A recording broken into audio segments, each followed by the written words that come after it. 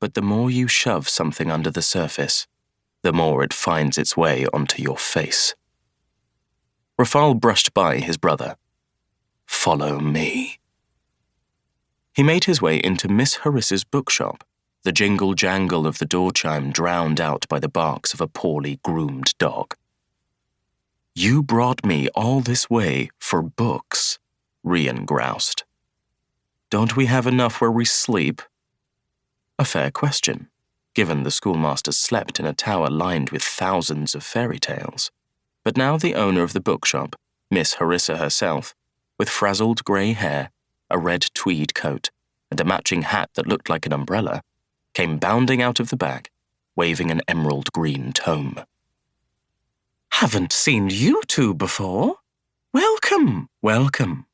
Come craving a good tale? You're in luck.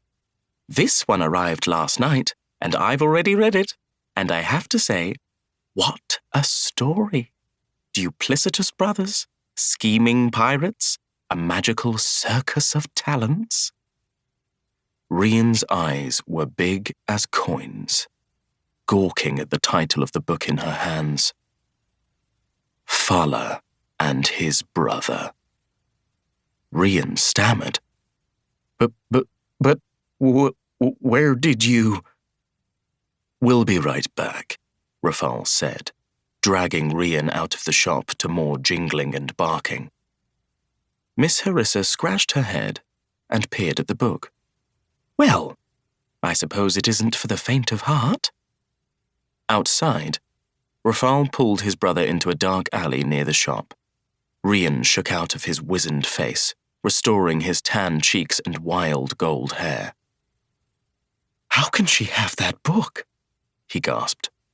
"The Storian only just finished writing it." "It's why I brought you here," Rafal explained.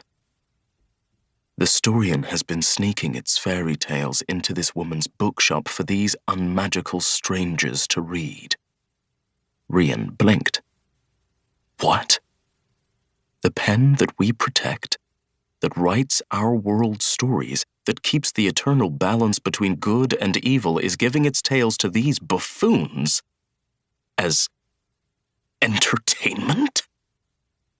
Which means they know all about our world, even if they think the woods aren't real," said Rafal. "Readers, I call them. Imagine the astonishment they'll feel when we steal them to our school. Imagine their potential." "You want to kidnap ordinary children? To replace our best students?" said the good schoolmaster, aghast. "That isn't just crackpot, it's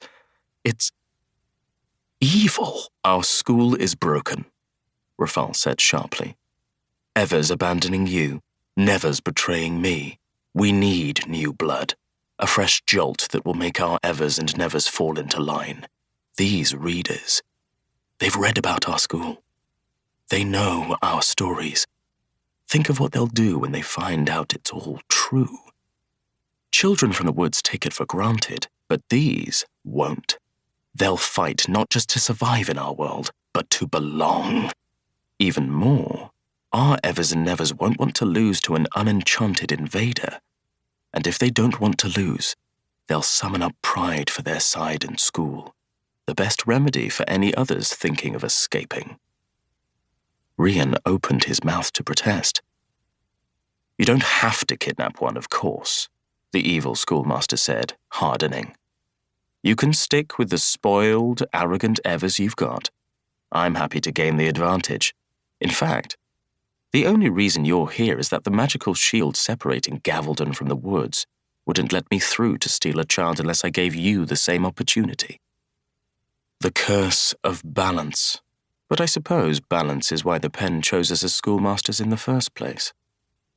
To protect and love each other, good and evil, evil and good, though it's not always easy to tell which is which.